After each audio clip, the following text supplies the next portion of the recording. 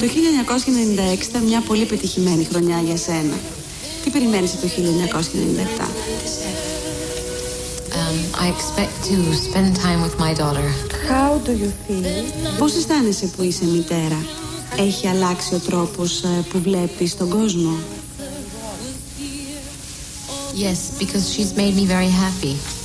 And I don't think my life will ever be the same. I look at the world from a very protective point of view.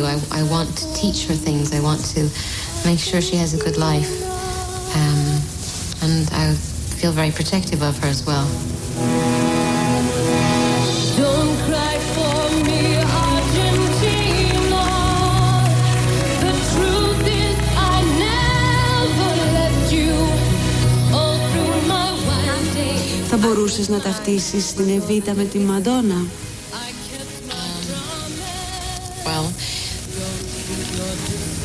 one of the ways was just kind of the arc of her life. I mean, obviously she died young, a very tragic death, but more the beginning of her life, the way that she, as a teenager, left this very small town that she came from in the middle of nowhere, and just kind of bravely put herself on a train and took herself to the big city without knowing anyone, without having any formal education or training.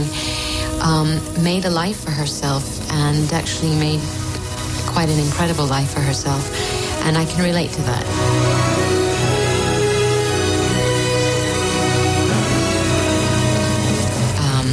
I came from a small town. I moved to New York when I was 17. Wasn't really sure what I wanted to do. I wanted to be a dancer, and quite frankly had no idea that my life was going to turn out the way that it did. And I think that we both needed to have a certain amount of fearlessness to do what we did.